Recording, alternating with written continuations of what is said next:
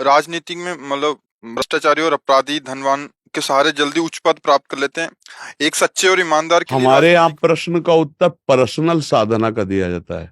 हम समाज के लायक नहीं हैं।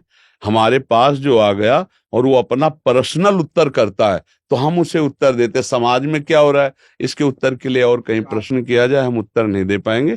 हम उत्तर देते हैं पर्सनल। आपको साधना में क्या परेशानी है, आपको भगवत उपासना में क्या परेशानी है, या आप राजनेता हैं तो आपको पर्सनल क्या परेशानी है, उस पर हम उत्तर देते हैं। समाज में भ्रष्टाचार हो रहा है इसका उत्तर नहीं देते। भ्रष्टाचार समाज में जानते हो कौन करता है? हम ही आप।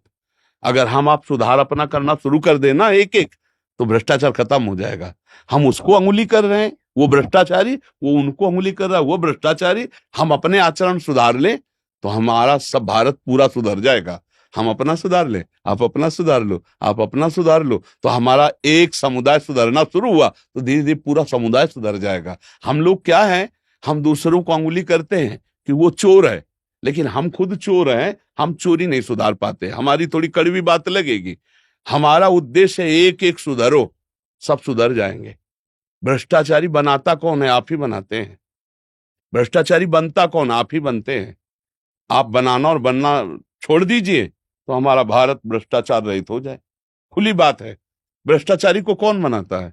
अपने लोग ही तो बनाते हैं। तो भ्रष्टाचार बनता कौन है? अपने में से एक बन जाता है। तो उसी का हमें सुधार करना है। अच्छा, हमारे यहाँ क्या है, चूंकि अध्यात्म की चर्चा होती है तो हम उससे राजनीति तौर तरीके पे नहीं ले जाना चाहते। यहाँ अगर कोई राजनीतिक भी आता है तो पर्सनल बोलिए। आप अपने पद में क्या त्रुटि कर रहे हैं, आपको क्या सुधार करना है, उस विषय में बोलिए तो हमारी चर्चा रंग लाएगी। हम कभी ऐसी नहीं चर्चा कि महाराज समाज में ये हो रहा है तो हम क्या करें, हम चुप हो जाएंगे। आप बोलिए समाज में आपका क्या रोल है, आपको क्या सुधार करना है, उस विषय में हम चर्चा करते हैं। क्योंकि प्रेजेंट आप हमारे सामने हैं वर्तमान में। आप उत्तर लीजिए अपने को लेकर के। समाज को सुधार के लिए हम योग्य नहीं है। हाँ, समाज के सुधार के योग्य नहीं। और आज अगर समाज सुधर रही है, आपको अगर दिखाई दे रहा हो तो अगर समाज सुधर रही है तो वर्तमान के ही उपदेश से सुधर रही है।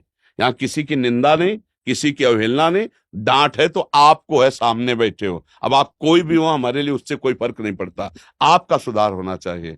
बड़े बड़े जज, बड़े बड़े वकील, बड़े बड़े अधिकारी बैठ करके तो अपना प्रश्न कीजिए, क्योंकि आप ही समाज हैं। आप सुधर गए ना तो समाज सुधर जाएगी। तो हमें लगता है हम लोगों को स्वयं का सुधार करें तो हमारी समाज सुधर जाएगी। समाज कौन है? हम ही चार लोग मिलके तो समाज है। समाज का नेता कौन है? हमारे में ही तो चार लोगों में एक तैयार होता है। तो हमारी बुद्धि भ्रष्ट है तो हम भ्रष्टाचार युक्त है, और सत्य है तो सत्य मार्ग के पथिक है। तो अगर हम चार सुधरेंगे ना तो हम 40 को लपेट लेंगे सुधारने में, और चार बिगड़ेंगे ना तो 400 को लपेट लेके बिगाड़ने में। आप देख लो ना, एक बच्चा गंदी आदत का होता है, सैकड़ों बच्चों को गंदी आदत सिखा देता है। और एक बच्चा अच्छा होता है तो सैकड़ों को संभाल लेता है। तो हमको चाहिए कि हम जो चार लोग सत्संग में बैठे, अगर यही सही हो जाए तो हम बहुत हिस्सा भारत का सुधार लेंगे। तुम चार को संभालोगे, तुम चार को संभालोगे तो हमारा भारत सुधर जाएगा। पर हम लोगों की बुद्धि मारी गई है। हम खुद सुधरना नहीं चाहते, दूसरे को सत्यवादी और हम झूठ बोले, दूसरा ब्रह्मचारी हो हम खूब व्यभिचार करें। हमारे लोगों की ये समझ हमको भ्रष्ट करती चली जा रही है। दूसरों के तो हम दोष वर्णन करेंगे, दूसरों को सुधारना चाहेंगे, लेकिन हम अपने को सुधारना नहीं चाहते। इसीलिए न उपदेश रंग लाता है, न प्रवचन रंग लाता है, और न किसी भी तरह का भाषण रंग लाता है। अगर हम अपने को सुधार के बोलेंगे तो तुम्हारी खोपड़ी में हमारी बात चढ़ जाएगी और जबरदस्ती आपका सुधार कर देगी। अगर हम सुधर के बोले ना, जो बोले और हम खुद अपने आचरण में वही उतारते हैं, तो आपके ऊपर भूत की तरह हमारी बात चढ़ जाएगी और आपका सुधार हो जाएगा। और अगर हम डुप्लीकेट बोलेंगे ना, हाँ, अंदर रुपए की चाहत है, अंदर भोगों की चाहत है, और वैराग्य की बात करेंगे तो एक को भी वैराग्य नहीं चढ़ेगा, एक को भी हमारी बात नहीं रंग लाएगी। तो हमें लगता है समाज की छोड़े, हम अपने लोग अपना अपना सुधार करें तो समाज का अपने आप सुधार हो जाएगा, राष्ट्र अपने आप उज्जवल भविष्य वाला हो जाएगा। क्यों भाई, आप क्या प्रश्न करना चाहते हो? यही कह रहे थे कि एक ईमानदार आदमी राजनीति में कैसे सरवाइव करे। नहीं तो दूसरों, अगर आप केवल इतना प्रश्न करते तो हम ना बोलते। आपने कहा आज भ्रष्टाचार बहुत बढ़ रहा है, तो हर व्यक्ति, हर नेता के पास जाओ, अगर वो ईमानदार अपने को ना बोले तो हमें बताना। जैसे आप बोल रहे हो कि एक ईमानदार सत्य आदमी राजनेता में कैसे जाए, तो आप यही शब्द सबसे सुनोगे, नहीं सुनोगे। कोई अपने को कहेगा मैं भ्रष्ट लेता हूं, आप बोलो को बोलेगा, कोई कहेगा तो कोई आपको भी कह सकता है, लेकिन आप सत्य में चलोगे तो आपको कोई पराजित नहीं कर सकता, आप प्रकाशित हो जाएंगे। आप कोशिश कीजिए। हमारे आपको कोई पद मिला है अभी तक? जी महाराज जी, मैं पूर्वांचल विकास बोर्ड का सदस्य हूँ, हाँ। उत्तर प्रदेश सरकार में। तो आप अपने पद का अगर सच्चाई से पालन कर रहे हैं तो भगवान देख रहा है, समाज देख रहा है, तो आपको आगे उठाने के लिए भगवान तैयार है। बस महाराज जी ईश्वर की इच्छा मानकर ही। हाँ भाई, ये ध्यान रखना कि अपने पद का प्रयोग अपने लिए नहीं होता है, समाज के लिए होता है। और हर पद समाज का सेवक होता है, हर पद हमारी समाज का सेवक पद होता है, चाहे वो कोई भी हो, वो सेवक पद ही माना जाता है, नहीं माना जाता है। अगर इस भाव में आप रहोगे कि मैं समाज का सेवक हूं, तो बहुत बड़ी सेवा मिल सकती है। और अपने सुख की आकांक्षा लेकर किसी पद में जाना, मान प्रतिष्ठा धन संपत्ति, वो हमारे राष्ट्र की सेवा नहीं कर पाएगा। और जब अपने पद की आकांक्षा का त्याग करके राष्ट्र में गए, तो फांसी के फंदे को भी ऐसे गले पे डाला है जैसे ब्याह का जयमाला डाला, वंदे मातरम, और ऐसे फांसी के फंदे को डाल के झूल गए। जब देखा लड़ते लड़ते चंद्रशेखर आजाद जी ने कि अब मैं दुश्मनों के चुंगल में फंस जाऊंगा, तो अपने को शूट कर लिया। तुम जिंदा हमें नहीं पा सकते हो, हम भले मृत्यु को स्वीकार करें, पराजय को स्वीकार नहीं करते। राष्ट्र सेवा की भावना जागृत हो जाए तो प्राण बलिहार करना भी उसके लिए पुष्प जैसा होता है। ऐसे हमारे राजनेता हमारे राष्ट्र को सुख पहुंचा सकते हैं, लेकिन राष्ट्र पदवी का भोग करने की वासना वाला फिर तो नहीं हो सकता है, नहीं हो सकता ना। तो राष्ट्र पदवी के भोग का त्याग करके जो पद मिला है ईमानदारी से आप करो, आगे बढ़ाने वाले तो हरि है, वो आपको भी देख रहे हैं और समाज को भी देख रहे हैं। आप सच्चाई से पद मार्ग में चलो, कहीं कोई त्रुटि ना होने पावे, तो आप आगे बढ़ जाओगे। पहला शब्द आपका निकला ना कि भ्रष्ट ने, तो इसलिए मुझे थोड़ा चिड़चिड़ा लगा कि मैं दूसरों को अंगुली ना करूं, दूसरों को अंगुली ना दिखाऊं।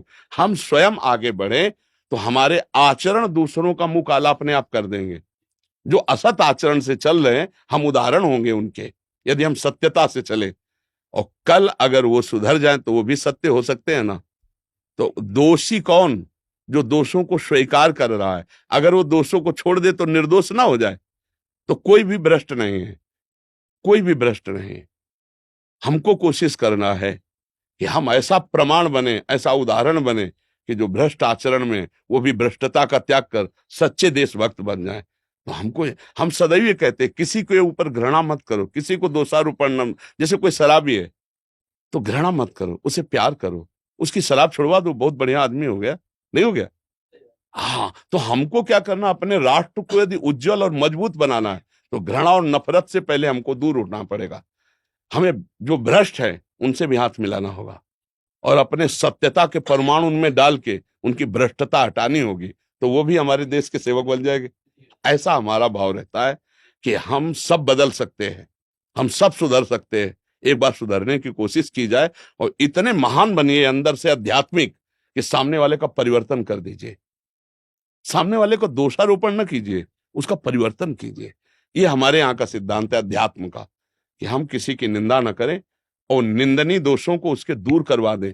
जैसे हम आपको देखें, हमें लगता है आप नहीं छोड़ पाओगे हम जो कह रहे हैं, तो हम भजन करेंगे और वो भजन आपको देंगे और फिर प्रार्थना करेंगे कि प्रभु इनकी बुद्धि शुद्ध कर दो। तो वो भजन और प्रार्थना दोनों आपका परिवर्तन कर दे, तो आप मान हो गए ना। यही तो हम चाह रहे थे, ये हमारा उद्देश्य रहता है। किसी को नीचा दिखाना या किसी की निंदा करना या किसी को भ्रष्ट कहना, ये हमारे पतन का कारण बन जाएगा। हमको उत्तम बनना है और हमारे राष्ट्र को उत्तम, हमारे राष्ट्र में जो भी हैं वो हमारे घर के हैं, कोई दूसरा नहीं है। अगर गलत है हमारा भाई तो हम उसको सुधारने की चेष्टा करेंगे, लेकिन है हमारा भाई, है हमारा भारतीय। हम उसको इस दृष्टि से नहीं दे सकते कि उसकी निंदा करें और उसकी हानि हो। हम चाहेंगे जैसे हमारा भाई गलत है तो हम उसको सुधारें और गलत रहित होकर के वो अच्छा आदमी बने। ऐसे हमारे राष्ट्र का हर नेता, हर समाज मेरा भाई है। भारत माता की हम एक संतान है सब। तो हम दोषारोपण ना करके उज्जवल भविष्य की उनकी कामना करें और स्वयं अच्छे आध्यात्मिक राजनेता बने। अध्यात्म और राजनेता दोनों मिलकर तब हमारा काम बनता है, ठीक है ना।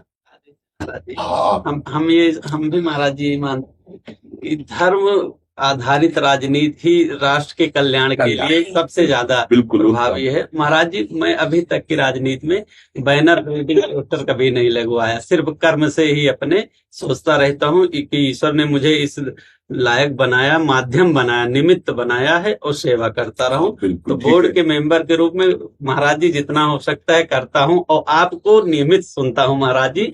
उससे एक सकारात्मक ऊर्जा का एहसास होता है शरीर में भी और काम करने की महाराज जी, अच्छा काम करने की प्रेरणा मिलती है। तो आपके पूज्य चरणों में कोट कोट प्रणाम निवेदन अर्पित करता हूं महाराज जी। आशीर्वाद बनाए रखिए कि जिससे सच्चाई के रास्ते पे चलूं, क्योंकि ये हमारा जो राजनीति का क्षेत्र है ये बड़ा उतार चढ़ाव वाला क्षेत्र है। इसमें कहते हैं कि विकार के साधन सहज उपलब्ध हो, मन में विकार ना आए, ये बड़ी साधन। अध्यात्म इसीलिए तो चाहिए ना, वो आप जैसे पूज्य गुरुदेव के ही आशीर्वाद से संभव होगा, क्योंकि मैं तो बहुत छोटा आदमी हूँ, न ज्ञान है, न तप है, न साधना है।